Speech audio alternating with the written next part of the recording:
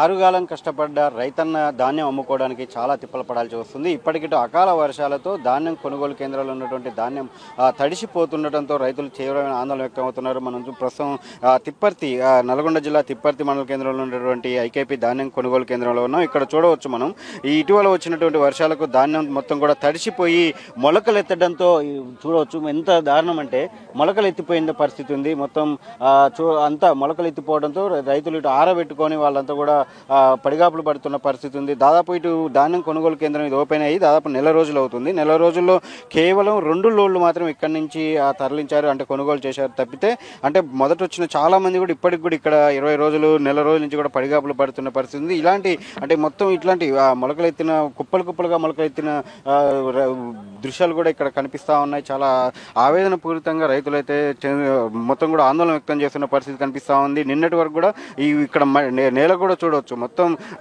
నీళ్ళు ఉండిపోయిన పరిస్థితి. మొన్న నీళ్లు అకాల వర్షాలు రావడంతో మొత్తం రైతులు దీన్ని నీళ్లు ఎత్తుకొని వాళ్ళే సొంతంగా చేతులతోని తోడిపోసుకోవాల్సిన పరిస్థితి అయితే ఉంది. మనం చూడవచ్చు రైతుల చేతుల్లో కూడా చూడవచ్చు మొత్తం మొలకలు ఎత్తిపోయి ఏదైతే నారు చల్లడానికి కనుక మండగడితే ఎలాగా ఆ మొలకలు ఎత్తుతాయో అంత దారుణంగా మొలకలు వచ్చిన పరిస్థితి ఉంది. అయినప్పటికీ కూడా అధికారులు మాత్రం స్పందించట్లేదని చెప్పి అయితే రైతులు ఆవేదన వ్యక్తం చేసిన పరిస్థితి ఉంది. మనతో కొంతమంది రైతులు ఉన్నారు. చెప్పండి, ఎన్ని రోజులు అవుతుంది ధాన్యం కొనుగోలు కేంద్రం ఓపెన్ అయ్యి? ఇప్పటివరకు అసలు ఒక్కసారి కొనుగోలు చేశారా? ఎన్ని లోడ్లు వెళ్ళాయి ఇక్కడ నుంచి? ఇక్కడ నుంచి ఒక 4-5 ఇక్కడ నుంచి 2 పోయినాయి అంతే ఇక ఈ సెంటర్కి వెళ్ళి 2 పోయినాయి.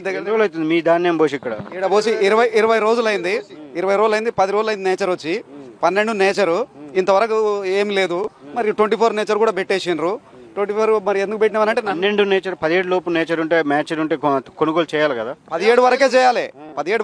24 చేసిండ్రు, 12 పెట్టట్లేరు. మరి ఏం చేయాలి?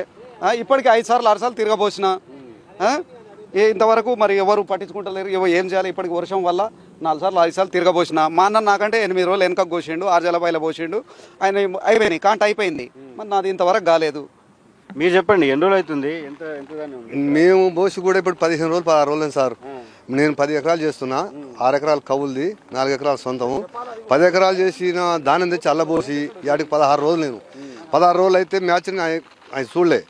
అయితే నేను మొత్తం 3 రోజులు సర్ది తడిసిపోయినాయి. కూలోళ్ళు పెట్టడం, మళ్ళీ తిరగబోయటం, మళ్ళీ ఈ మొలక కొయ్యబోయటం, మొత్తం ఇంత ఆగవాగం ఉంది. మ్యాచ్ చూస్తే రాలేదు. చూసినా కూడా నా పక్కన చూసిన వాళ్ళకి కూడా పేరు లేదు అంటారు. వాళ్ళు పోయి గొడవ చేస్తే మీ పేరు రాసుకోలేదు, మీ పేరు మ్యాచ్ వస్తే మీ పేరు ఎందుకు రాసుకో అని అంటారు. మళ్ళీ పక్కన 22, 23 వచ్చినాయి పెట్టిరు. ఇదేంటంటే మాకు తెలియదని ఒక ఆయన అంటాడు, మాకు తెలియదని నేను అంటాడు. ఇదంతా కుమ్ముడు కుటాయి నడుస్తుంది. మీరు చెప్పండి, మొన్న వర్షం వచ్చింది కదా, మొత్తం తడిసిపోయిందా? వర్షం వచ్చి మొత్తం తడిచింది సార్. చిన్న పిల్లలు 3 పిల్లలు వదిలేసి ఇప్పుడు 20 రోజులు సంది ఇళ్ళనే ఉంటున్నాం. వండుకున్నది కూడా తినడానికి కూడా లేదు. తలుసుకుంటే లేవగానే వస్తున్నాం, తిరగబోయడం అవన్నీ జరుగుతున్నాయి. ఇప్పుడు 15 రోజులు 20 రోజులు అయింది, ఇంతవరకు ఏం లేదు. సగం తరు కూడా పోయినాయి. అధికారులు ఇట్లా రావట్లేదమ్మా, ఎవరేం లేదు సార్. ఎండ పోసుకోండి అంటారు, ఈ వర్షం వస్తుంది. చేసేది ఏముంది? రావడం, చూడడం, పోవడం. ఇవన్నీ చూస్తే అన్నం కూడా సహించట్లేదు సార్. మా అవతారం ఇది.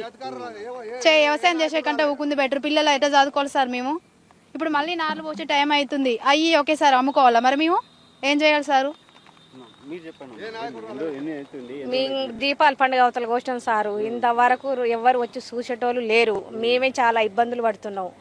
నానా తంటాలు పడుతున్నాం. ఇళ్ళ పోసి ఎవ్వరు వస్తలేరు, చూస్తలేరు, పట్టించుకోవట్లేరు. ఎండ పోయ్యా, కుప్ప పోయ్యా, వాన దడప, ఎండ పెట్ట, మళ్ళీ కుప్ప పోయ్యా, మళ్ళీ ఇదే అవుతుంది. మాకేది ఎవరు సహారం ఏం లేదు. ఇలాగా నేను కౌలు చేస్తున్నాను సార్. మేము 22 రోజులు అవుతుంది మేము పోసి. 8 ఎకరాలు కౌలు పొలం మాది. 10 రోజుల కిందనే మాది మ్యాచర్ వచ్చింది, 16 మ్యాచర్ వచ్చింది. పెట్టలేదంటే మా పేరు లేదన్నారంటే ఏం లేదు, 2 రోజుల తర్వాత ఆయన వస్తారులే, ఏడికి పోతారు అనుకున్నాము. ఆయన 2 రోజుల తర్వాత మళ్ళీ వర్షం వచ్చింది. మళ్ళీ తిరగొట్టడం, పోయడం, మొత్తం మొలకలు వచ్చినాయి. ఇక 4 కూలోళ్ళు పెట్టి మళ్ళీ తిరగొట్టినాము. ఇంతవరకు ఎవరు మ్యాచరు లేదు, ఎవరు రాలేదు. ఇంతవరకు కూడా కాంటాలు పెట్టలేదు. ఇక మీరు కవులు కూడా వెళ్ళనట్టుంది మా పరిస్థితి. చూస్తే మళ్ళీ వానలు వచ్చేటట్టుంది. మళ్ళీ మా పరిస్థితి అసలు కౌలు రైతు మేము కౌలు కట్టాలి. మాకు వెళ్ళే పరిస్థితి లేదు. మేము అసలు ఎట్లా ఎవరు అధికారులు స్పందించట్లేదు, ఎవరు స్పందించట్లేరు. మేము ఆ కాంటాలు పెడితేనే మేము మా పరిస్థితి బాగుంటుంది, లేకపోతే లేదు.